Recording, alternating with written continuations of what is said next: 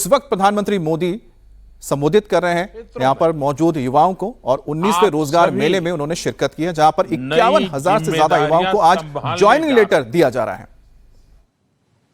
आने वाले वर्षों में विकसित भारत के संकल्प को सिद्ध करने में आप सभी महत्वपूर्ण भूमिका निभाने वाले हैं। साथियों, यहां तक पहुंचने के लिए आप सभी ने लंबी तैयारी और कड़ा परिश्रम जरूर किया होगा। इस उपलब्धि के लिए मैं आपको भी और आपके परिवारजनों को भी बहुत बहुत बधाई देता हूं। आपको यहां तक पहुंचाने में आपके माता पिता और परिवार का योगदान कम नहीं होता है, लेकिन इतना भी सही है कि जैसे परिवार का योगदान होता है, समाज का भी बहुत बड़ा योगदान होता है हमें यहां पहुंचाने के लिए। हम सिर्फ अपने कारण नहीं पहुंचते, सिर्फ अपने परिवार के कारण नहीं पहुंचते। इस विशाल देश के 140 करोड़ नागरिकों के योगदान का भी बहुत बड़ा महत्व होता है। और इसलिए हमारा दायित्व खुद के प्रति, खुद के परिवार प्रति, वैसे ही संपूर्ण समाज के प्रति भी रहता है। और मुझे विश्वास है कि इन सभी कामों के लिए आप अपने आप को और अधिक योग्य बनाएंगे। मैं आपको बहुत शुभकामनाएं देता हूं। साथियों, आप सबको पता है, अभी 2 दिन पहले ही मैं 5 देशों की यात्रा कर करके लौटा हूं। कहने को तो ये सिर्फ 5 देशों की यात्रा थी, लेकिन इस दौरान मेरी दर्जनों देशों की बड़ी बड़ी कंपनियों के लीडर से बातें हुई, विस्तार से चर्चा हुई, मुलाकात हुई। और हर जगह मैंने एक बात समान रूप से महसूस की है।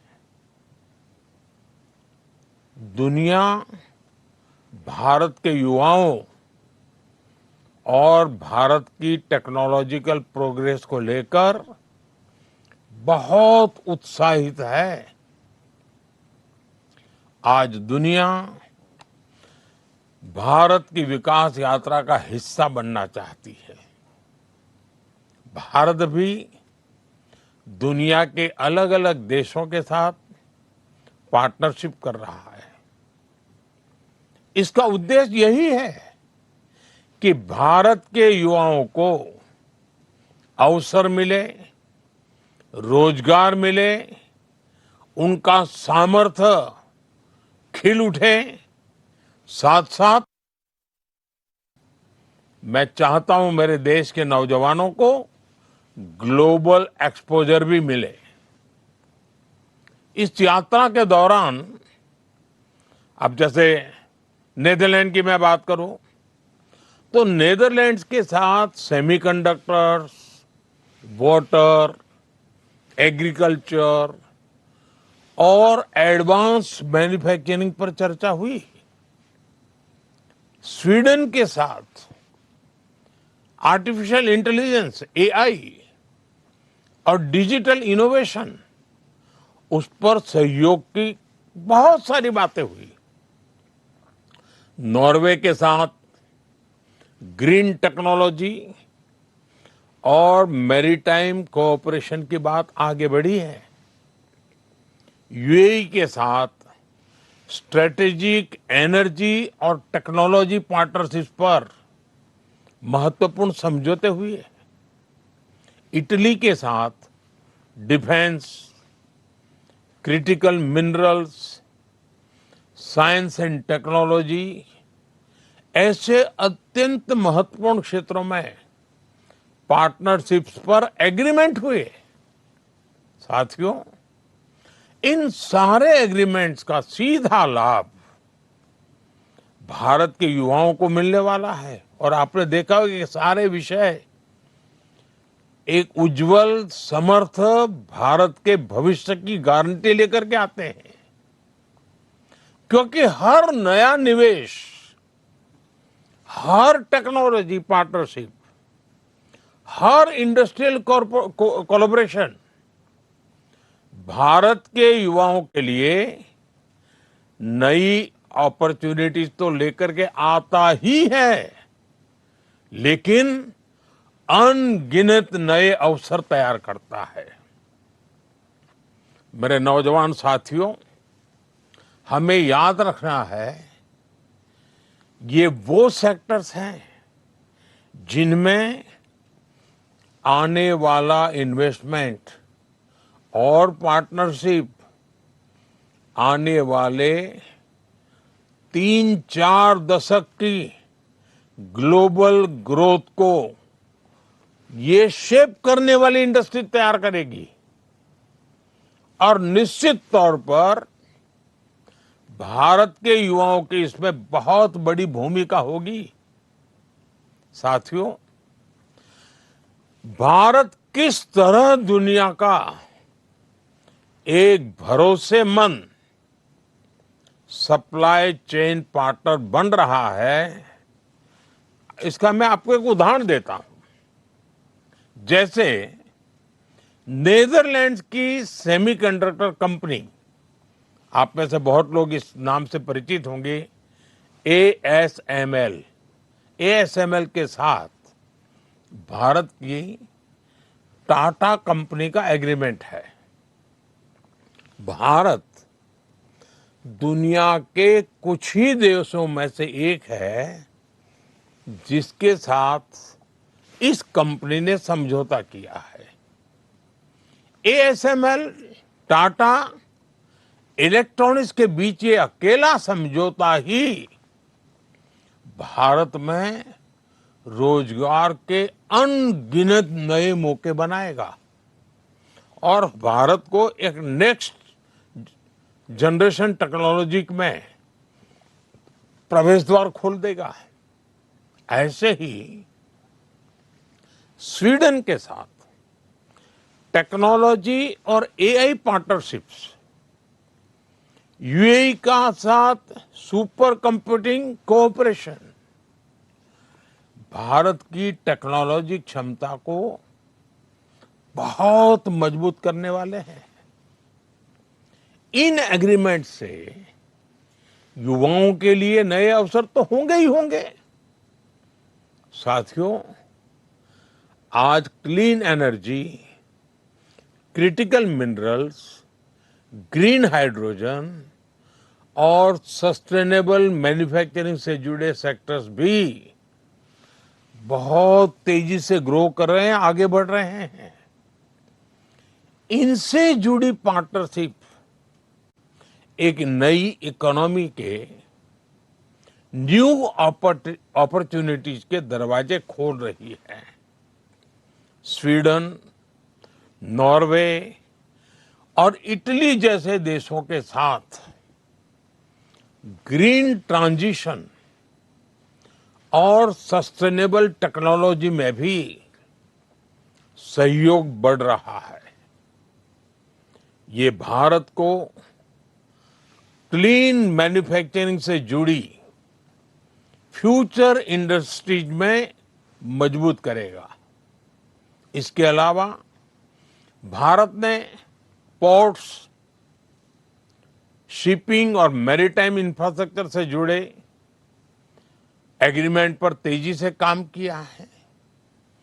UAE और नॉर्वे के साथ पार्टनरशिप से भारत का शिप बिल्डिंग इकोसिस्टम मजबूत होगा।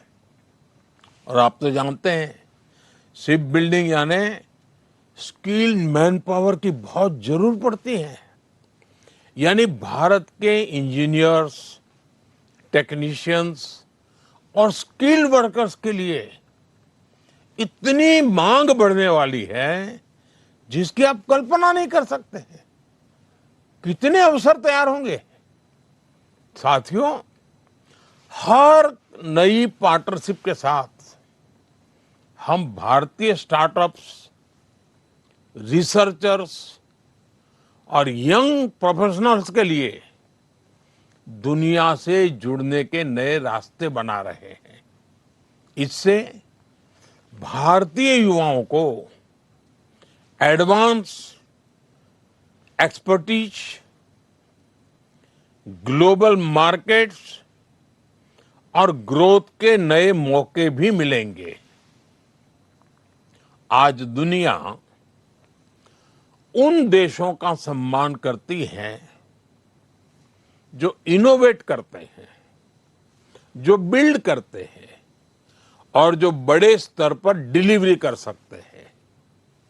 भारत आज इन तीनों दिशाओं में तेजी से आगे बढ़ रहा है और इस परिवर्तन की सबसे बड़ी ताकत आप सब मेरे नौजवान साथी हैं, भारत का युवा है। और मैं दुनिया में जहां भी जाता हूं, मैं काफी समय चर्चा में भारत की युवा शक्ति की चर्चा करता हूं। साथियों, आज हर भारतीय एक बड़े संकल्प के साथ आगे बढ़ रहा है। ये संकल्प 2047 तक विकसित भारत के निर्माण का संकल्प है। इस लक्ष्य की प्राप्ति के लिए आज देश अलग अलग सेक्टर्स में निवेश कर रहा है और इस निवेश से देश के युवाओं के लिए रोजगार के लाखों नए अवसर बन रहे हैं, जिसे आज भारत में सेमीकंडक्टर मैन्युफैक्चरिंग की पूरी सप्लाई चेन तैयार की जा रही है। आने वाले समय में भारत की 10 बड़ी सेमीकंडक्टर यूनिट्स दुनिया में अपना परचम लहराएगी। इनमें बड़ी संख्या में भारत के नौजवानों का सामर्थ्य होगा, भारत के नौजवानों की बुद्धि प्रतिभा होगी, भारत के नौजवानों का कमिटमेंट होगा और स्वाभाविक है, रोजगार तो है ही है। भारत आज शिप बिल्डिंग से लेकर शिप रिपेयरिंग और ओवरहोलिंग का भी इकोसिस्टम विकसित कर रहा है। इसके लिए करीब 75,000 करोड़ रुपए, 75,000 करोड़ रुपीस का निवेश किया जा रहा है। इसी तरह भारत में ही हम पूरा एमआरओ इकोसिस्टम यानी मेंटेनेंस, ओवरहॉल और रिपेयर फैसिलिटीज तैयार कर रहे हैं। इससे देश के एविएशन सेक्टर को बहुत मदद मिलने वाली है और भारत के युवाओं के लिए रोजगार का नया सेक्टर तो खुलना ही खुलना है। साथियों, भारत आज एक बड़ा इलेक्ट्रॉनिक्स मैन्युफैक्चरर है और हम इलेक्ट्रॉनिक्स से जुड़ी कंप्लीट वैल्यू चेन भारत में ही बना रहे हैं। इसके लिए जो पीएलआई स्कीम चल रही है, उससे देश में रिकॉर्ड इलेक्ट्रॉनिक्स प्रोडक्शन हो रहा है और युवाओं को लाखों की संख्या में जॉब्स भी मिल रही है। साथियों, ऐसे अनेकों अभियानों पर भारत का पब्लिक और प्राइवेट सेक्टर मिलकर बहुत बड़ा निवेश कर रहा है। ये निवेश देश के युवाओं को देश में ही जॉब्स दे रहा है, उनके सपने पूरे कर रहा है। एक सरकारी कर्मचारी होने के नाते जो कि आज नियुक्ति पत्र के भरने के बाद आपकी पहचान बनने वाली है कि आप एक सरकारी कर्मचारी हैं। तो उस नाते आपको भी हमेशा ये ध्यान रखना है कि ईज ऑफ डूइंग बिजनेस देश की कितनी बड़ी प्राथमिकता है। साथियों, भारत की ग्रोथ स्टोरी और एम्प्लॉयमेंट जनरेशन, इसमें ये मानी हुई बात है, आप भी जानते हैं, इंफ्रास्ट्रक्चर इसकी बहुत बड़ी भूमिका होती है। जब गांव, छोटे शहर और दूर दराज के इलाके विकास से जुड़ते हैं, तभी देश की प्रगति का लाभ ज्यादा लोगों तक पहुंचता है। पिछले 12 वर्षों में railway, highway, airport, logistics, ports, digital infrastructure पर कल्पना भर का तेज गति से विस्तार हुआ है, विकास हुआ है, हर स्तर पर काम हुआ है।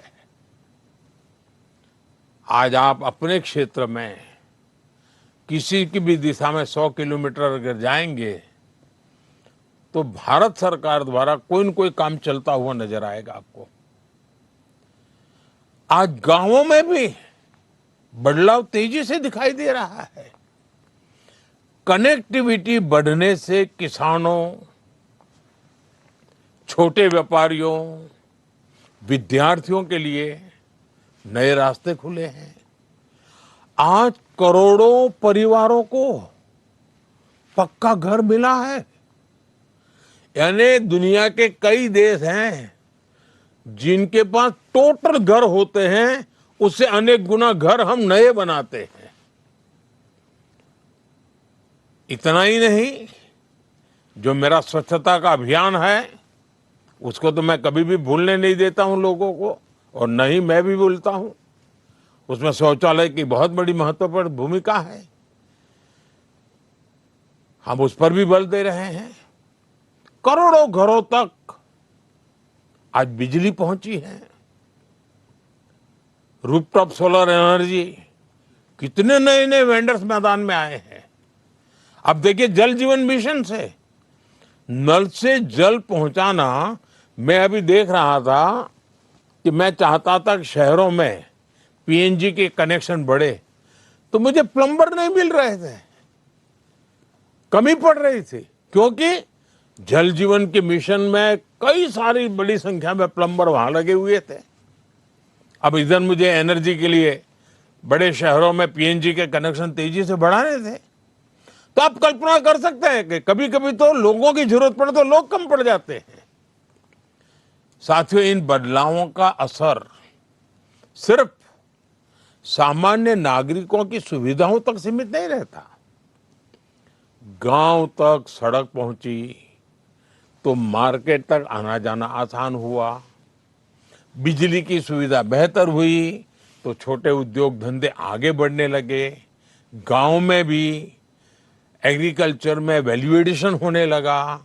पहले अगर वो लाल मिर्ची बेचते थे, अब बिजली आई तो लाल मिर्ची का पाउडर बनाते हैं, पाउडर बना करके पैकेज बनाते हैं, पैकेज बना करके बेचते हैं। तो गांव में भी छोटे छोटे उद्योग इसके कारण बढ़ते जाते हैं। डिजिटल कनेक्टिविटी बढ़ी तो गांव के लोग भी पूरे विश्व के साथ जुड़ रहे हैं, आधुनिकता से जुड़ रहे हैं। शहर और गांव का फर्क मिटता चला जा रहा है और इससे अर्थव्यवस्था की गति तेज हुई है। और इन सब का पॉजिटिव प्रभाव देश के नौजवानों के उज्जवल भविष्य की गारंटी बन जाता है। रोजगार तो निर्माण होते ही होते हैं, लेकिन राष्ट्र भी एक नए स्वाभिमान के साथ आगे बढ़ जाता है। लाखों लोगों को नए मौके भी मिल जाते हैं। साथियों, आज भारत के युवा के पास जिस तरह से आगे बढ़ने के, अपने सपने पूरा करने के मौके हैं,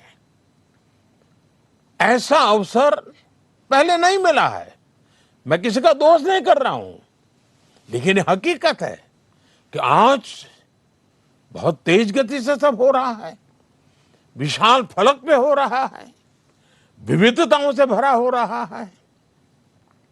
आज manufacturing, technology, startup, digital services, railway, defence, इतना ही नहीं, स्पेस, ऐसे अनेक क्षेत्रों में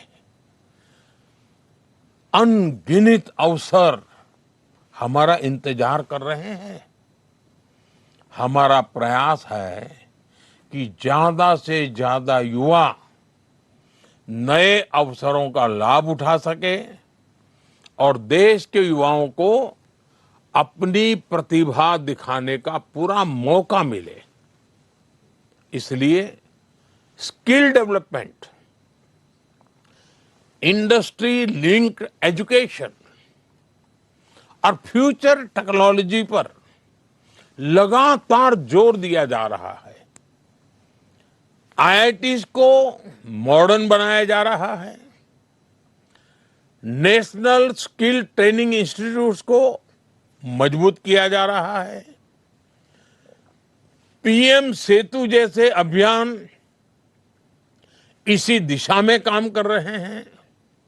साथियों, पिछले कुछ वर्षों में देश में सेल्फ एम्प्लॉयमेंट और एंटरप्रेन्योरशिप की एक नई संस्कृति विकसित हुई है।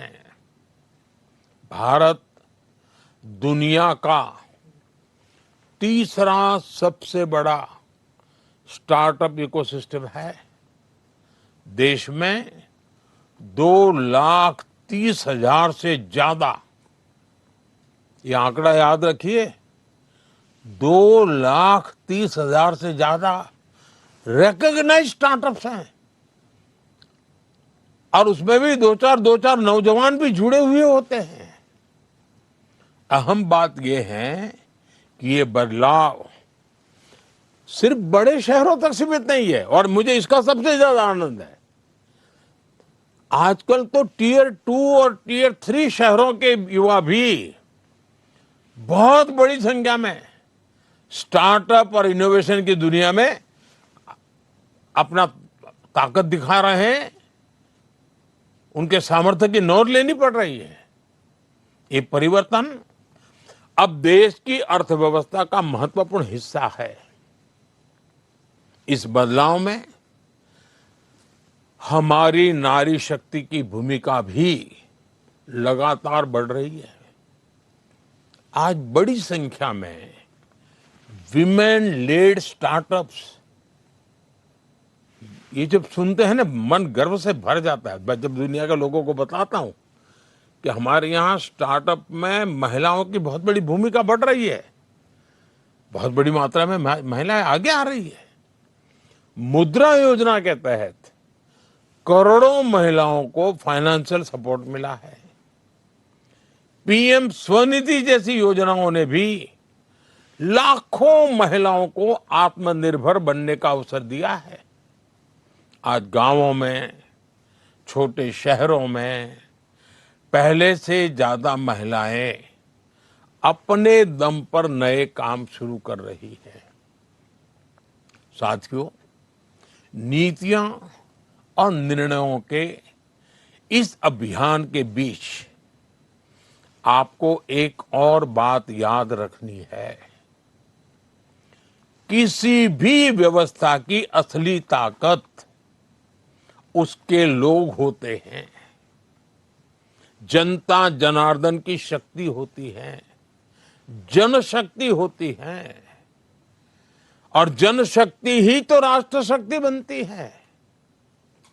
आप सभी जिस व्यवस्था का हिस्सा बनने जा रहे हैं, उसका सीधा संबंध करोड़ों करोड़ों देशवासियों के जीवन से है, करोड़ों करोड़ों देशवासियों की आशा आकांक्षाओं से है।